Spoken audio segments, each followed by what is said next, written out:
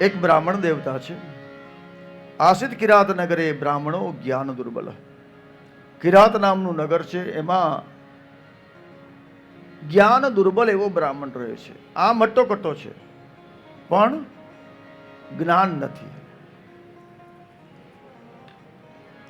આ મહાત્માને જ્ઞાન દુર્બલ કીધો, પણ વધતા કેવા છે? દરિદ્રો, રસ વિક્રેતા, વેદ ધર્મ પરા અમુખ. દરિદ્ર છે, ગરીબ નથી. ગરીબી અલગ વસ્તુ છે, દરિદ્રતા અલગ વસ્તુ છે. કરોડોપતિ પણ દરિદ્ર હોઈ શકે અને ગરીબ પણ ધનવાન હોઈ શકે છે. આ દરિદ્ર છે, વિચારોનો દરિદ્ર છે, કુંઠિત વિચારધારા વાળો છે. અને આ બ્રાહ્મણ રસ વેચવાનો ધંધો કરે છે.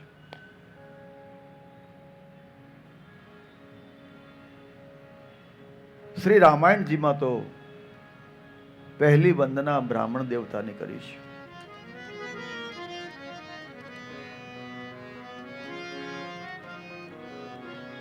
બંદહુ પ્રથમ મહી સુર ચરણા મોહ જનિત સંશય સબહરના. મારા તમારા સંશયનું ઉપશમન કોઈ કરાવનાર હોય તો બ્રાહ્મણ દેવતા છે. જગતના દેવતા ભૂનામ દેવ ઇતિ ભૂદેવને મારા પહેલા નમસ્કાર. અહીંયા વેદવ્યાસજી એમ લખે કે દરિદ્રો રસ વિક્રેતા વેદ ધર્મ પરામુખ. આ બ્રાહ્મણ દરિદ્ર છે, વેદથી અમુખ એટલે વિમુખ છે. જે રસ ન પીવો જોઈએ એવા રસનું વિતરણ કરે છે, વેચાણ કરે છે. રસ વિક્રેતા એનું આપણે બેસતું વર્ષ છે, નામ હું લેવા લીધું, તમે સમજી ગયા ને? ઈ રસ. કયો રસ? ઈ રસ જે બાટલીમાં હોય તો બાટલી શાંતિથી બેસી રહે, પણ જો બાટલી અંદર જાય, હા, એને ઓલા પટ્ટા હોય ને રોડ ઉપર, એ બે દેખાય. આશીષભાઈ અમેરિકામાં કહે તો ભાઈ ડ્રિંક એન્ડ ડ્રાઈવમાં પકડે ને તો એને પટ્ટા પર ચલાવે. એટલે મેં પૂછ્યું એમાં શું થાય? તો કે ભાઈ જે એને છે ને બબ્બે રસ્તા દેખાય એમ કે. તો રસનો વિક્રય કરવા વાળા આવા બ્રાહ્મણ રહેતા હતા. એનું નામ દેવરાજ બતાવ્યું છે. પણ ખૂબ કમાણો, અધર્મથી કમાણો. વેદવ્યાસ લખે છે અધર્માદ બહુ વિત્તાની પશ્ચાતેનાર્જિતાની. ખોટું બોલીને નજીકના મિત્રોને વિશ્વાસમાં લઈ છેતરીને ખૂબ કમાણો. પણ બીજી કડીમાં વેદવ્યાસજીએ લખ્યું કે ન ધર્માય ધનમ તસ્ય સ્વલ્પ ચાપીહ પાપીન. પણ એણે ઈ ધનને ધર્મ કાર્યમાં લગાવ્યું નહીં.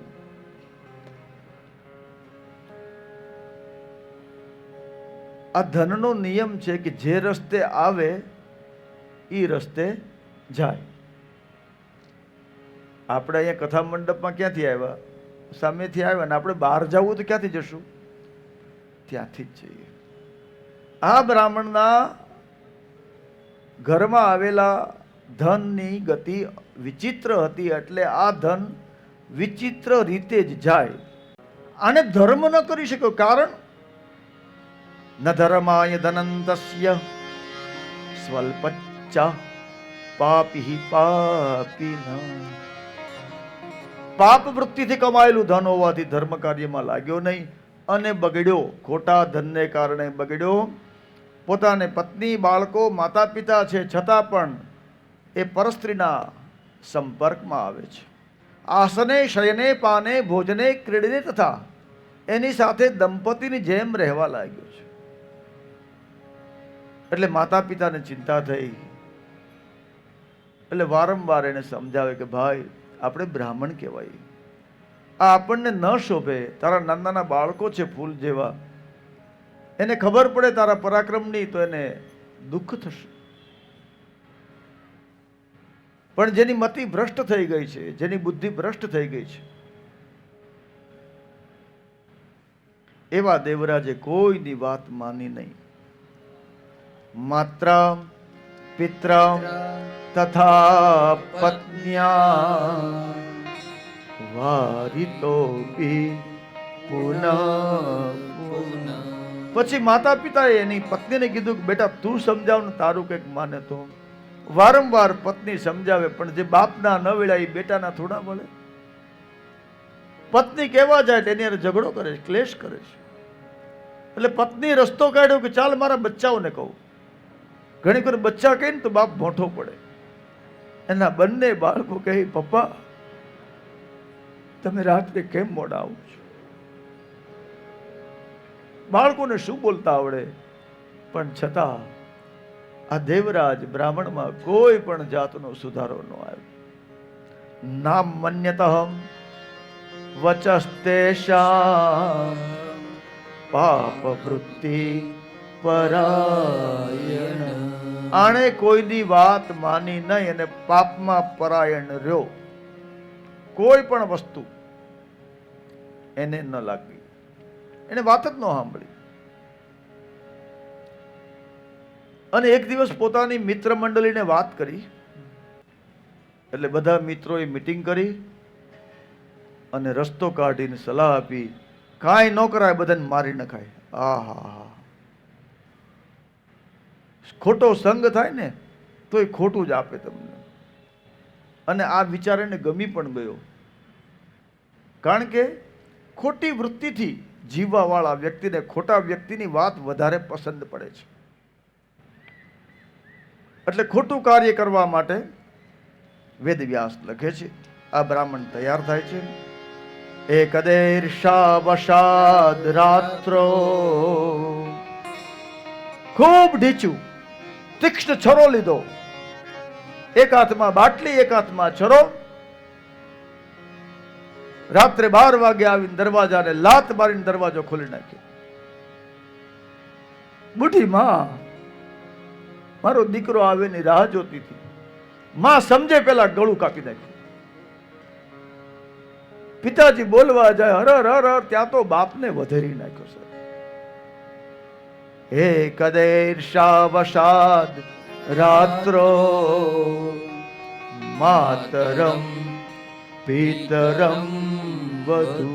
ત્યાંની વહુને ખબર પડી, હા શું કરો? ત્યાં તો એને છાતી પર 2 છરી મારી બુનિયાદને ખતમ કરી નાખી. બાળકો જાગ્યા, માં માં કરે ત્યાં તો મોઢું દબાવીને ગળા કાપી નાખ્યા. પ્રસુપ્તાન ન્યવધાત દુષ્ટો ધનમ તેષાં તથા.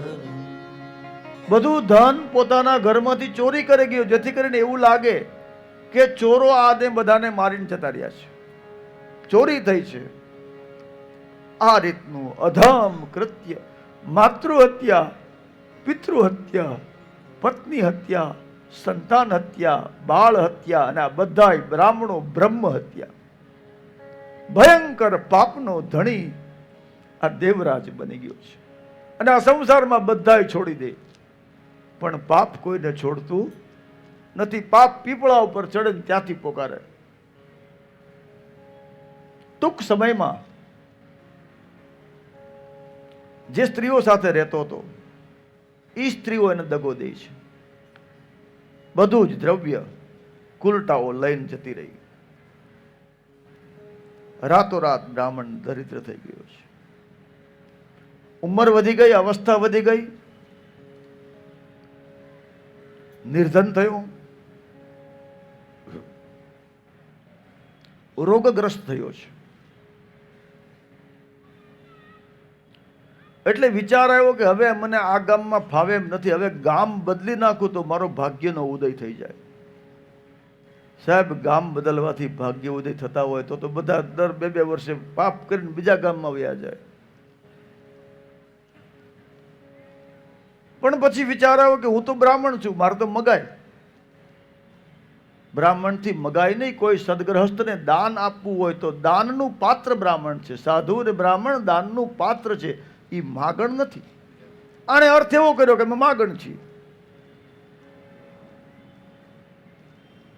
પણ જે વ્યક્તિએ સરેઆમ પાપાચાર કર્યો હોય એ ગામમાં એને દક્ષિણા કોણ આપે? જ્યાં માગવા જાય ત્યાં લાત મારી કાઢી મૂકવા.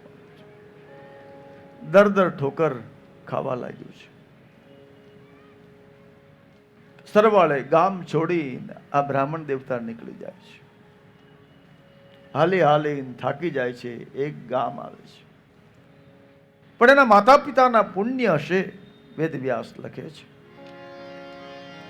કદાચિત દેવયોગેન પ્રતિષ્ઠાનમ ઉપાગત શિવાલયમ દદર્શાસો તત્ર સાધુ જનામૃતમ. કઈ દેવયોગને કારણે શું એની બુદ્ધિ સૂજી કે પ્રતિષ્ઠાન નામના નગરમાં ગયો ને ત્યાં ગામના પાદરે જે મંદિર હતું એ મંદિરમાં જતો રહ્યો, શિવાલયમાં જતો રહ્યો. મોટું પ્રાંગણ છે, ભગવાન ધુરજટી મહાદેવનું મંદિર છે, નાનકડી ધર્મશાળા છે. બીમાર હતો, ચાલી ચાલીને આવ્યો છે, ભૂખ્યો ને તરસ્યો છે. ખિસ્સામાં પૈસા નહોતા, એને કોઈ કક્ષ રૂપ મળ્યો નથી. ઓટલા પર એક શણનો કોથળો પડ્યો હતો, એની પર આ બ્રાહ્મણ સૂઈ ગયો છે. જ્વરથી પીડિત થયો છે, તાવ આવ્યો છે. આખી રાત તાવમાં પડ્યો રહ્યો છે. સવાર થયું, ભયંકર તાવ, જ્વરેણા પ્રપીડિત, જ્વર રોગથી પીડિત બન્યો. હવે એને ભગવાન યાદ આવ્યું છે. આખી જિંદગી પાપાચાર કર્યો, દુરાચાર કર્યો, ત્યારે એને ભગવાન યાદ ન આવ્યું. ભગવાન ક્યારે યાદ આવ્યું? ભયંકર દુઃખ આવ્યું, કોઈ રસ્તો બાકી ન રહ્યો, ત્યારે એને ભગવાન યાદ આવ્યા છે. અને આમે માનવી સ્વભાવ છે. સુખી માણસને ગોતવો હોય તો ક્યાં મળે? શોરૂમમાં, હોનીને ત્યાં, મોટી મોટી એજન્સીઓમાં. અને દુઃખીને ગોતવો હોય તો અખંડ ધૂનમાં મળે. જય જલારામ, જય રામ, શ્રી રામ, ભંડારો હાલતો જાય, લાઈનમાં દડીઓ લઈને ઉભો હોય.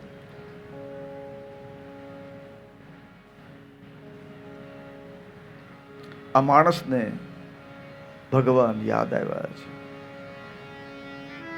ભિખારી આંગણે આવ્યો. હવે પ્રભુને કહે દ્વાર ખોલો.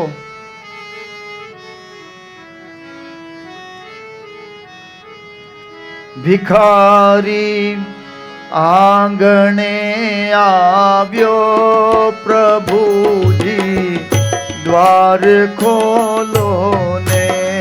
ભિખારી આંગણે આવ્યો, પ્રભુજી દ્વાર ખોલો ને.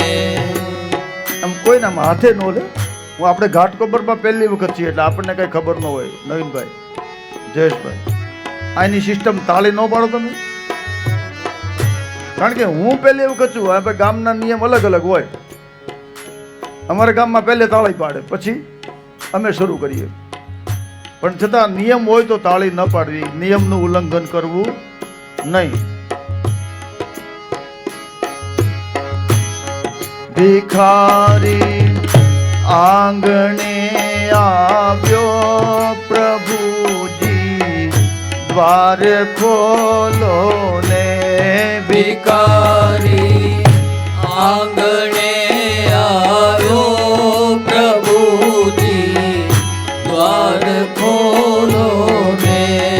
તમારું નામ પુકારું, કૃપા કરી આજ બોલો ને તમારું નામ પુકારું પ્રભુ આજ બોલો મેં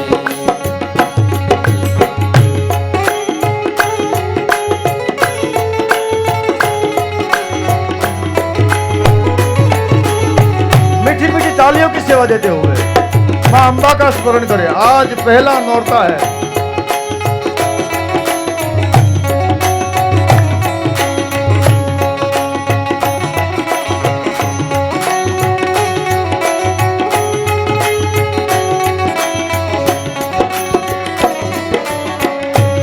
खूब પૈસા કમાણો છે એટલે હવે પૈસાની વાત નથી કરતો। ખૂબ વૈભવ ભોગવ્યા છે એટલે રાજ વૈભવ હે ભગવાન અમને નથી જોતું। ન આવ્યો લક્ષ્મી લેવાને ન યાચું રાજ વૈભવને ન આયો લક્ષ્મી લેવાને નયા છો રાજ વૈભવને લક્ષ્મી લેવાને ન યાચું રાજ વૈભવને નાયો લક્ષ્મી લેવાને નયા છો રાજ વૈભવને કલશ તો બારણે ઉભો તમારા એક દર્શન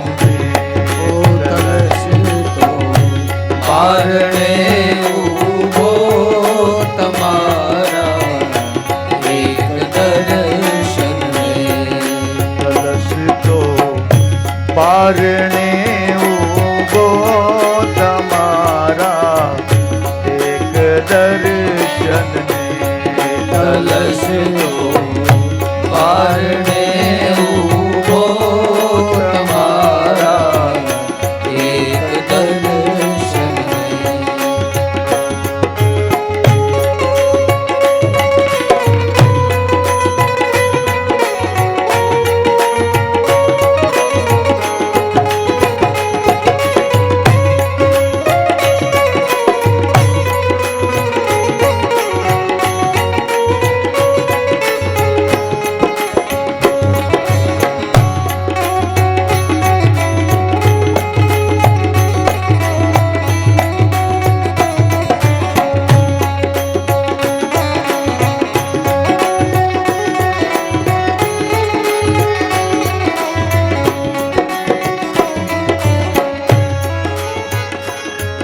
જરા દર્શન દઈ જાઓ પ્રભુએ માં જવાનું શું જરા દર્શન દઈ જાઓ પ્રભુએ માં જવાનું શું હો જરા દર્શન દઈ જાઓ પ્રભુએ માં જવાનું શું જરા દર્શન દઈ જાઓ પ્રભુએ માં જવાનું શું દયાના દાન દેશો તો પ્રભુ ઓ છૂટવાનું શું દયાના દાન દેશો તો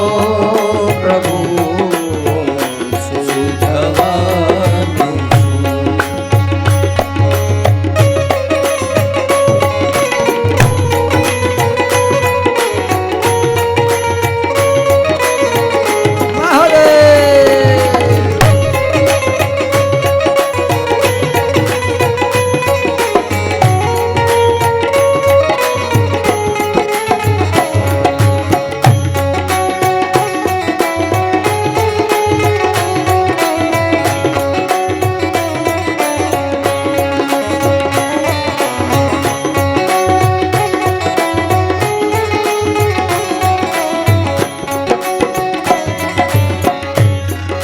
તમારી એક દ્રષ્ટિથી પરમ કલ્યાણ છે મારું.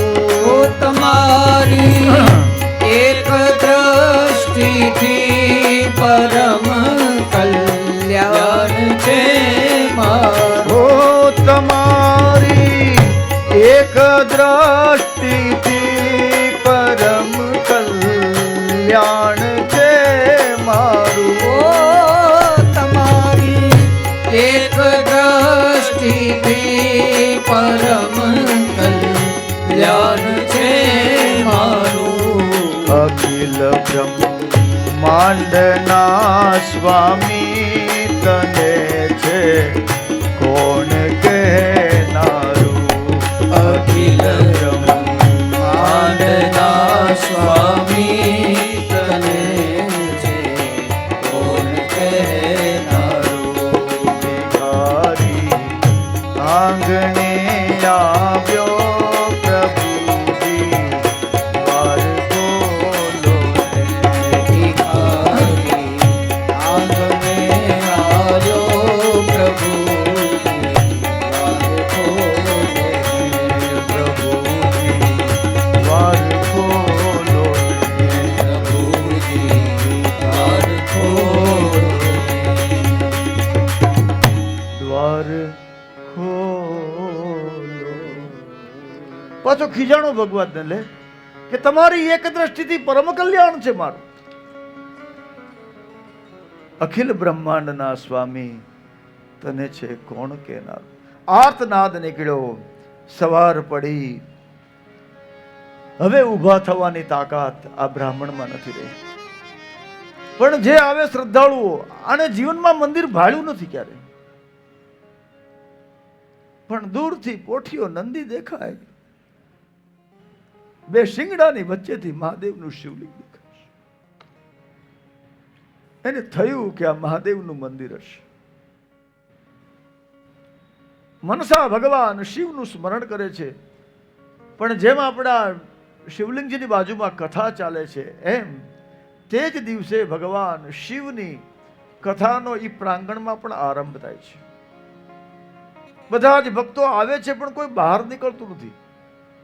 એટલે આ દેવરાજ બ્રાહ્મણ વિચાર કરે કે શું છે.